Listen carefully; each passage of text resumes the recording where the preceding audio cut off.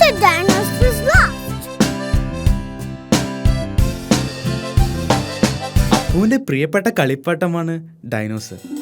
Dinosaur. അപ്പുവിന് ഡൈനോസറെ വലിയ ഇഷ്ടമാണ്. ചില സമയത്ത് അപ്പുവിന് ഡൈനോസറെ വെച്ച് മീനുവിനെ പേടിപ്പിക്കാൻ ഇഷ്ടമാണ്. ഭക്ഷണം കഴിക്കുന്ന സമയത്തും ഡൈനോസർ അപ്പുവിന്റെ അടുത്ത് തന്നെ ഇരിക്കും. ആരാ ശബ്ദം ഉണ്ടാക്കിയത്? അപ്പു, നീയാണോ? Dinosaur. Good night Meenu. Good night Appu. Good night dinosaur. Appu ഉറങ്ങാൻ പോകുമ്പോഴും ഡൈനോസർ അപ്പുവിന്റെ കൂടെ ഉണ്ടാകും. Dinosaur.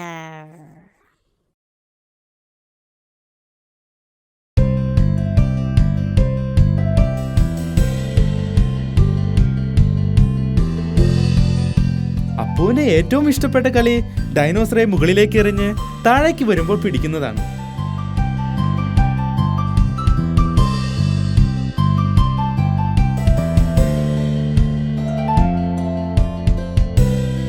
മീനു ബിയും ഡാഡി ബിയും പാമ്പും കോണിയും കളിക്കുകയാണ്. ഞാൻ ജയിച്ചു. ഓ വെൽ ഡൺ മീനു. അപ്പു, എന്തിനാ നീ കരയുന്നേ? Dinosaur. അപ്പു, എന്താ ഡൈനോസറിനെ കാണാനില്ലേ?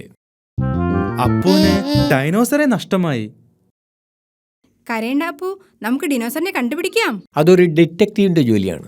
Daddy, എന്തായി detective? ഡിറ്റക്റ്റീവ് എന്ന് പറഞ്ഞാൽ നഷ്ടപ്പെട്ട സാധനങ്ങളെ കണ്ടുപിടിച്ചു കൊടുക്കുന്നവനാണ്. ഞാൻ detective ആവാൻ പോകുകയാണ്.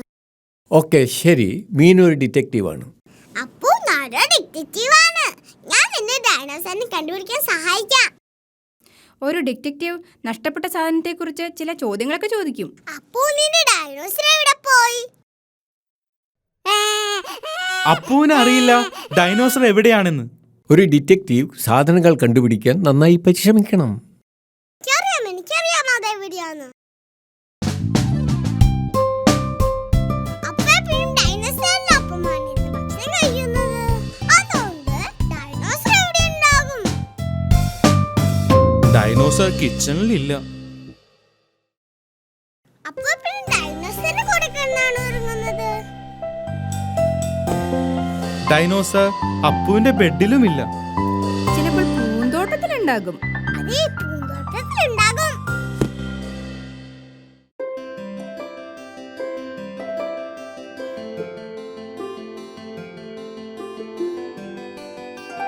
എവിടെയാണ് ഡൈനോസർ? ഡൈനോസറെ കണ്ടുപിടിക്കാൻ വളരെ ബുദ്ധിമുട്ടാണ്. ഡൈനോസറെ കണ്ടുപിടിക്കാൻ വളരെ ബുദ്ധിമുട്ടാണ്.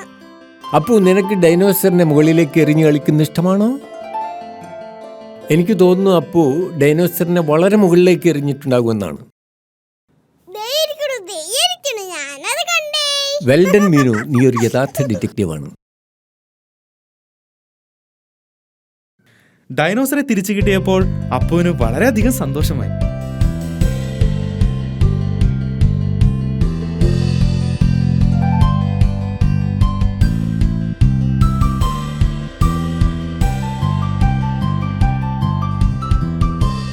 എനിക്ക് തോന്നുന്നത് ഡിനോസറിനെ മരത്തിലേക്ക് എറിയുന്നത് നല്ലൊരു കളിയാണെന്നാണ്.